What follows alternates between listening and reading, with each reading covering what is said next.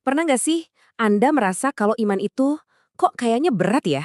Rasanya seperti daftar panjang aturan yang harus diikuti. Ini boleh, itu nggak boleh. Nah hari ini kita mau bongkar satu gagasan radikal yang bisa membalikkan semua itu. Gimana caranya mengubah beban menjadi sukacita yang sejati? Yuk kita langsung mulai. Kita mulai dengan pertanyaan yang wow, nusuk banget ya. Pertanyaan ini langsung ke jantung masalahnya. Emangnya iman itu harus terasa seperti beban yang mustahil untuk dipikul? Nah, pertanyaan inilah yang akan menjadi inti dari pembahasan kita. Oke, jadi di bagian pertama ini, kita akan fokus pada konsep gandar yang tak terpikul ini. Apa sih maksudnya?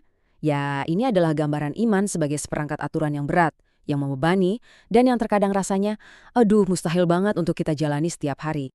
Nah, kata kuncinya di sini adalah gandar. Yang menarik, renungan ini menekankan kalau gandar ini seringkali bukan perintah asli dari Tuhan loh, tapi lebih ke aturan-aturan buatan manusia yang justru jadi penghalang. Aturan inilah yang akhirnya bikin kotak-kotak siapa yang di dalam dan siapa yang di luar. Akibatnya, iman terasa seperti beban, bukan kebebasan. Terus gimana caranya kita bisa beralih dari beban itu? Nah, disinilah ceritanya jadi seru. Ada satu momen kunci, sebuah kisah yang memaksa semua orang untuk mengevaluasi total cara berpikir yang lama. Mari kita lihat apa yang sebenarnya terjadi. Ini dia titik baliknya. Coba bayangkan, ada Petrus, seorang yang super taat sama aturan. Tiba-tiba, dia lihat dengan mata kepalanya sendiri, Roh Kudus turun ke atas orang-orang yang selama ini dianggap orang luar. Orang-orang yang menurut aturannya nggak seharusnya dapat bagian. Pengalaman ini benar-benar mengguncang semua keyakinannya sampai ke akar-akarnya. Dan inilah poin utamanya. Momen itu jadi bukti telak kalau kasih karunia Tuhan itu melampaui semua aturan buatan manusia. Pesannya jadi jelas banget. Ini bukan lagi soal siapa yang bisa memenuhi daftar persyaratan untuk diterima, tapi ini tentang anugerah yang diberikan secara cuma-cuma. Untuk siapa saja, tanpa terkecuali. Oke, jadi kalau bukan aturan yang berat, terus apa dong pegangannya? Nah, renungan ini mengarahkan kita ke sebuah solusi yang bisa dibilang radikal.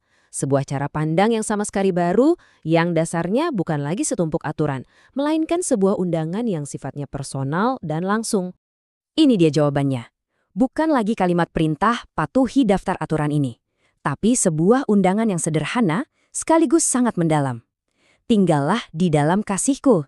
Coba deh rasakan bedanya.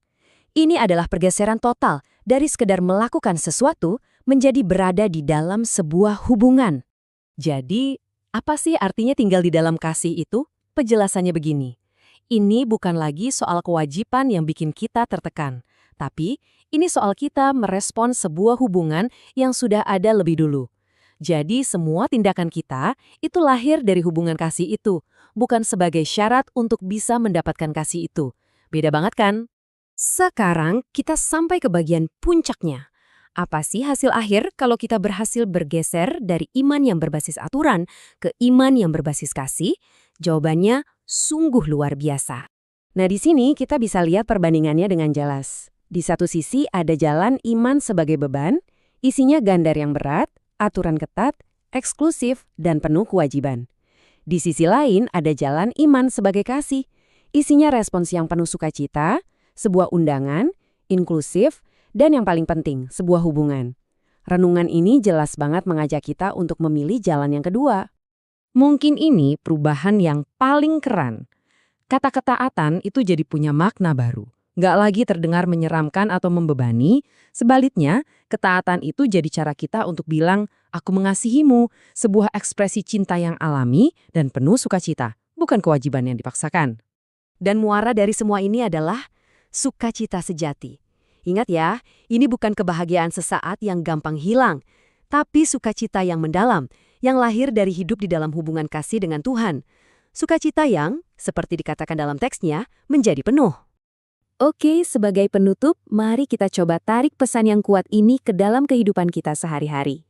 Gimana sih cara kita mengaplikasikannya secara nyata? Doa dari renungan ini merangkum semuanya dengan begitu indah. Ini adalah sebuah permohonan.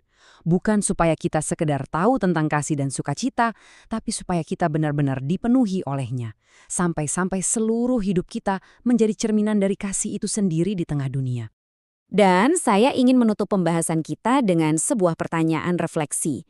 Dalam kehidupan kita masing-masing, di pekerjaan, di keluarga, di komunitas kita, bagaimana kita bisa memastikan bahwa iman yang kita jalani adalah cerminan dari undangan kasih yang membebaskan dan bukan malah jadi gandar berat yang membebani diri kita sendiri dan juga orang lain di sekitar kita?